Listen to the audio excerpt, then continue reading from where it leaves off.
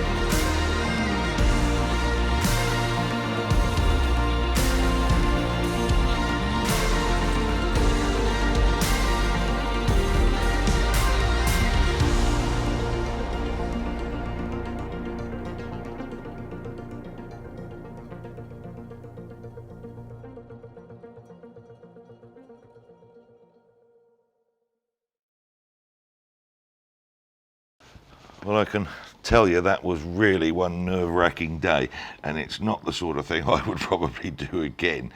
I wasn't down there alone. I took 2 spotters with me. Spotters are basically the people that keep an eye on me and keep an eye on the drone as it's flying.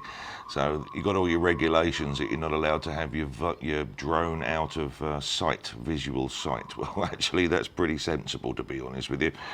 Even though you have the screen to watch what the drone is doing, you need to have somebody alongside of you, because you're watching the screen and you're doing all the video. That's where your concentration is, making the video. You need the guy next to you to make sure you don't fly into any pylons or electric cables. So, I mean, that rule is there for a reason. But the other thing is, I need to point out, we never went anywhere near the circle of that building. You can't go within 50 meters of a building. Well, we were 100, 120 meters back from that building. The building is so big within the screenshot. As you're flying the drone up, it fills up your video screenshot. So actually the close-ups in that film are done by a lot of clever editing afterwards. And the other point is, we never exceeded the height of the building. You can see that very clearly in the building. We literally went up to the level of it, we showed the view around, and then we dropped it. We brought it back down again. But the reason why it's known as being a drone killer is not because of the building itself, although you can lose a lot of radio signals if you try and fly around the back of the building. That's a really crazy thing to do. The problem with the video signal is actually all of the communication towers that are down there. There's quite a lot. You've got all the harbour masts are up there. You've also got masts on the hill for your mobile telephone. So these are the things that block the signal of the video. I never once lost the control down there of the actual remote control unit. So up, down, left, right, all my yaws, etc. All of the control of the drone was there full time. I didn't have any problems there at all. But what we did find, and we found it instantly straight away on takeoff, you actually lose the video signal between the remote control and the drone. So a lot of that flight there was point and shoot and luck, really, because we just couldn't see the flight. That's why it's a drone killer, and that's really why I wouldn't recommend it to anybody else to even try. Don't bother. Do it from the ground. Before we sign off, I nearly forgot. As you know, at the moment, Pattaya is completely empty of tourists. The day that we went down there and filmed it, there were no people whatsoever. So this was a window of opportunity you probably won't get again. Normally, you're in the bus car park and there are hundreds and hundreds of people, and you don't want to go flying over the people. That particular day we went, actually, as you see it in the video, it was empty. At no time ever did we fly over the top of any crowds, because there's nobody there. Anyway, if you think you want me to come and do some videos for you, if it's something that's interesting for you, and don't just think, well, he's a property developer, I don't want him coming around to me. He might spy on me or something, you know. Don't be ridiculous. I'm a guy with a drone and I really enjoy to do this.